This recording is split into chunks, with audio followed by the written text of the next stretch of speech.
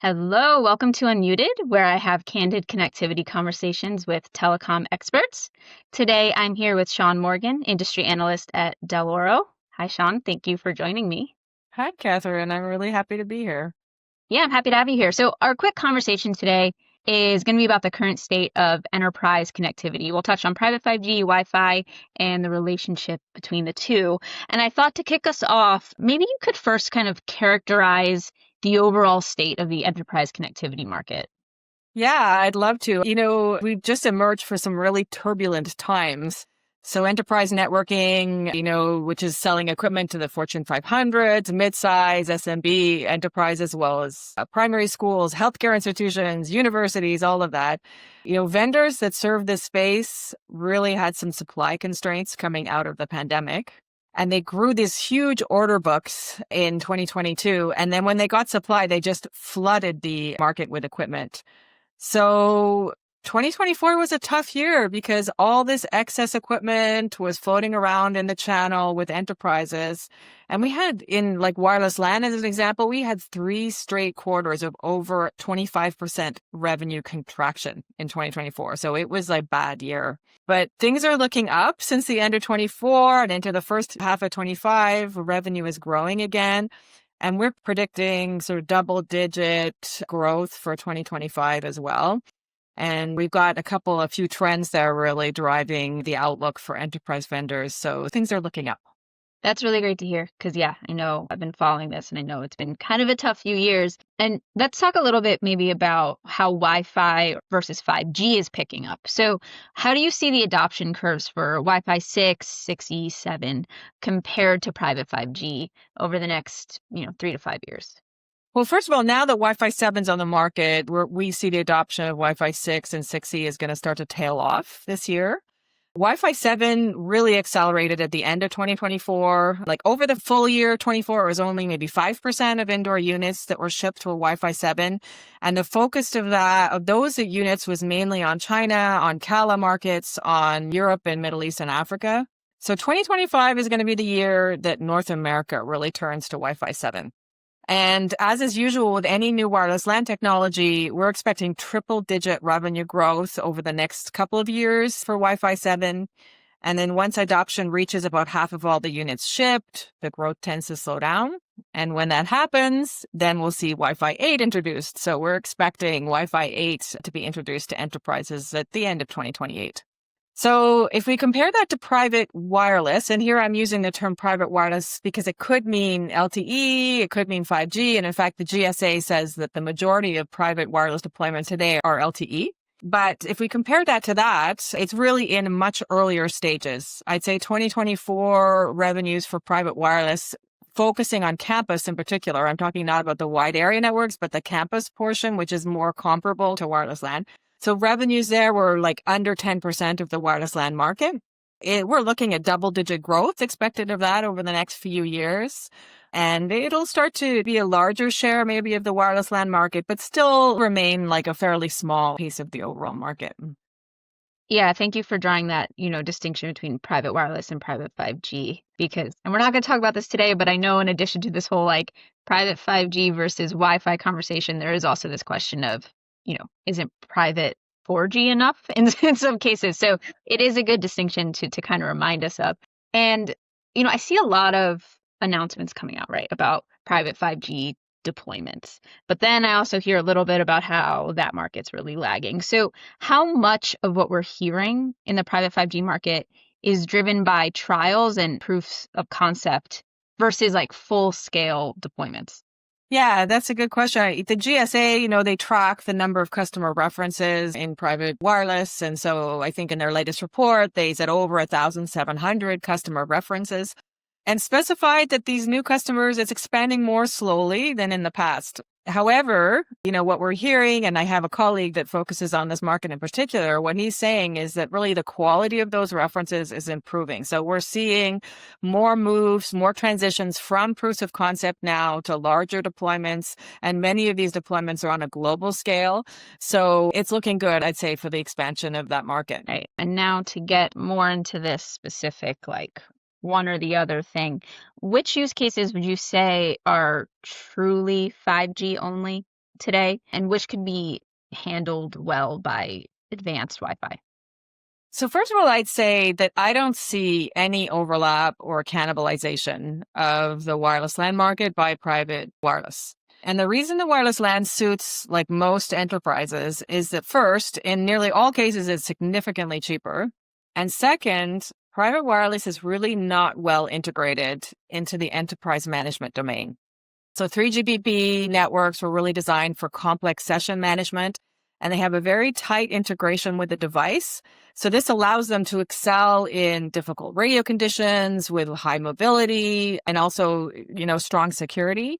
But in terms of cost or, complexity, there's just no comparison. However, there are a segment of customers today that are just poorly served by wireless LAN. So any enterprise who has challenging radio conditions or needs, has a lot of mobility, like trucks driving miles, like outside, or, they need to be connected, or, we think about mines or ports, challenging RF conditions there. Those customers are not well served by wireless LAN today. So those are the kinds of customers that private wireless is really going to, be able to help and have success in that area despite the higher costs. Okay. And you mentioned customers today with Wi-Fi today, right? But Wi-Fi 7 is closing the performance gap in throughput and latency. We're already talking about Wi-Fi 8. So there's going to be more advancements down the line. But what continues to differentiate private wireless from Wi-Fi, even when we're looking to the future?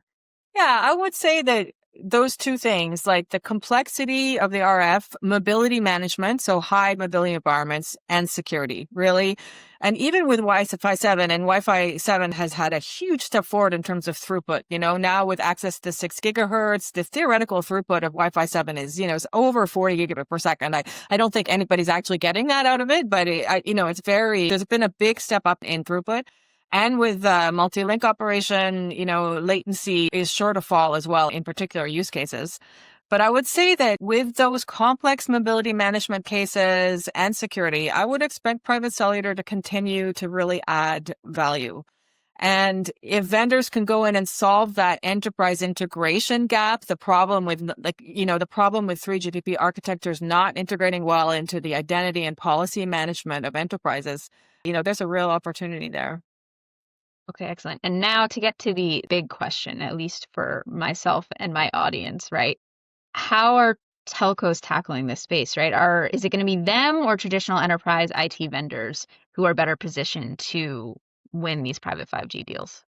Yeah, that's a great question. I think the answer to that is complicated, and a lot of it depends on spectrum availability. So it'll be regionally dependent as well, because if we take the US today, the fact that there's CBRS open for private wireless, it opens up the opportunity to new operators that can compete in that area. Whereas in other regions where that's not that opportunity, enterprises are still relying on their mobile operators to deliver that, the private wireless. So that's one portion of it. I'd say also that today the private wireless equipment industry is dominated by the telcos major vendors. So Ericsson, Nokia, Huawei, they dominate that. And so that kind of, leans you towards the telco ecosystem. As I said before, there's a real opportunity for private wireless to solve the problem of integrating with existing enterprise IT architectures, like the management systems, so the policy management, the identity management. And enterprise IT vendors are really well placed to do this. They also have direct contact with enterprise customers through a well-developed channel. They understand their requirements in terms of management and systems. And so I see that for that segment of customer that's not well served by wireless LAN today, there is an opportunity for IT vendors. I know you mentioned you don't really see private 5G cannibalizing Wi-Fi at all, but have Wi-Fi vendors, maybe despite that, have Wi-Fi vendors had to respond to this growing private 5G push? Have they had to make other partnerships, tech evolution? Obviously, Wi-Fi is evolving, but or more competitive positioning. Has there been a response to it? Yeah, I think that, first of all, I think that Wi-Fi vendors are not seeing it as a threat. I would say that. I mean, you just can't beat the ubiquity and the performance to price ratio of wireless LAN. However, they may see it as an opportunity. So there, recently Alcatel-Lucent Enterprises, who are a vendor of campus equipment, they just announced a partnership with Salona. So that's an interesting, opportunity to go after that private wireless market. Another example, in 2023, HPE purchased Athonet, which is a core producer of core private wireless systems.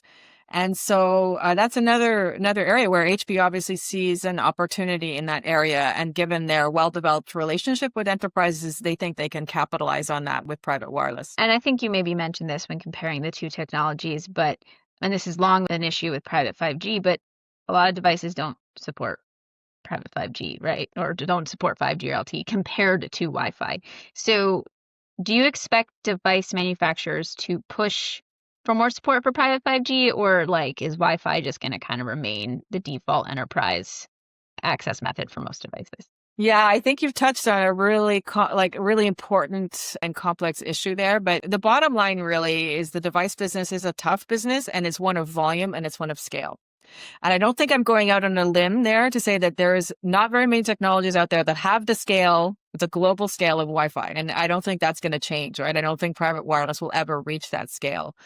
So what it means, the device manufacturers are going to be definitely focused on Wi-Fi, and then they'll pick the profitable, use cases for private wireless where it makes sense. But I don't think that we can rely on private wireless ever matching the scale of wireless LAN. Okay, well, Sian, thank you so much for your time. This has been really great. Oh, thank you, Catherine. It has been fun. And I'll see everyone else next week.